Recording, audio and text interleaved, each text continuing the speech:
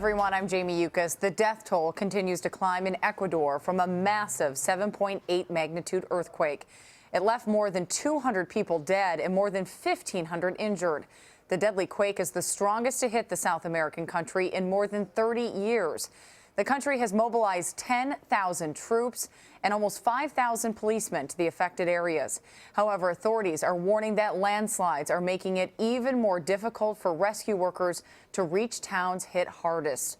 Brian Bayer is from Pittsburgh originally and is in Duran, Ecuador, which is about 200 miles south of the earthquake's epicenter.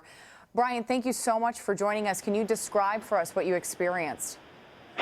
Yeah, it started last night as a slight tremor, which is pretty common here, actually. So nobody was very nervous. I got my shoes. I started to leave the building, but by the time I had untied my first shoe, the building was shaking violently. I ran down the hall. I lost both of my shoes.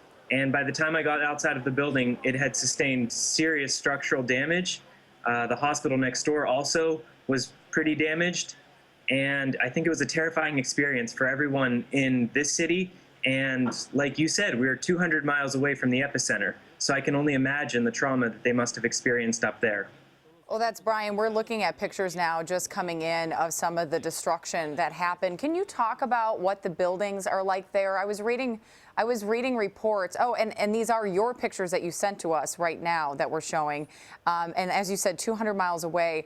Can you talk about the construction of buildings? I was reading a little bit earlier just on, some of the construction standards in that country aren't quite what we have here in the United States, if at all.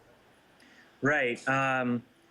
There's a lot of ways that Ecuador has masked the fact that it is a developing country, but it's in moments like this that it's very evident that it's still very much what we used to call a third world country.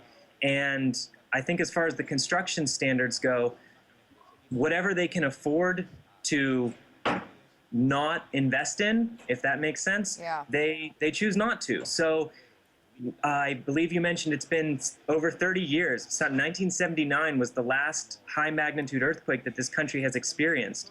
So it wasn't a precaution that most architects and engineers even recommend. And it's certainly not something that developers will invest in. So where you see other countries like Japan investing in buildings that can withstand this, in Ecuador we largely have buildings that are brick or concrete.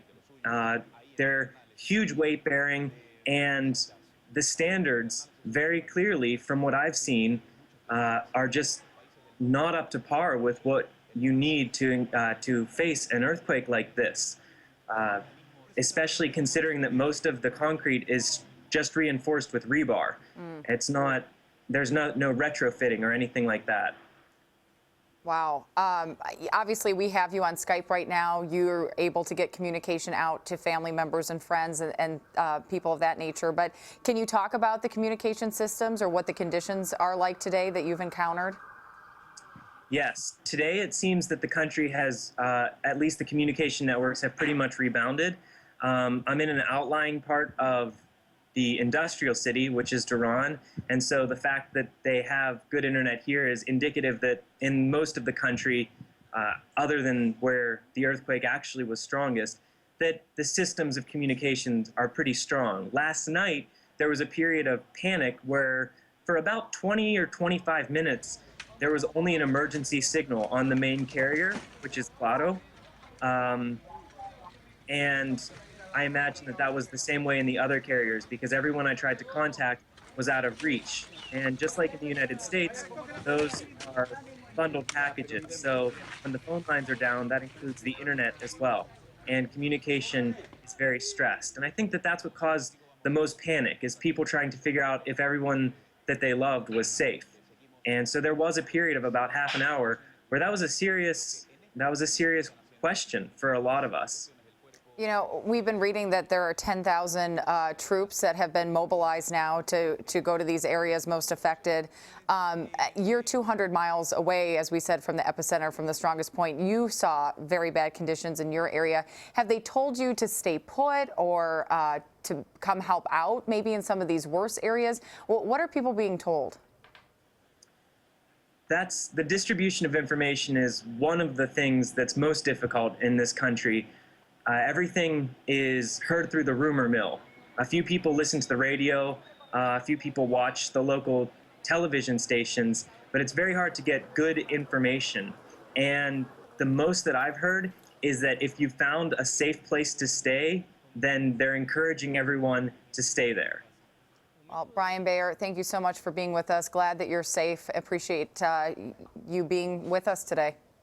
Thank you for having me.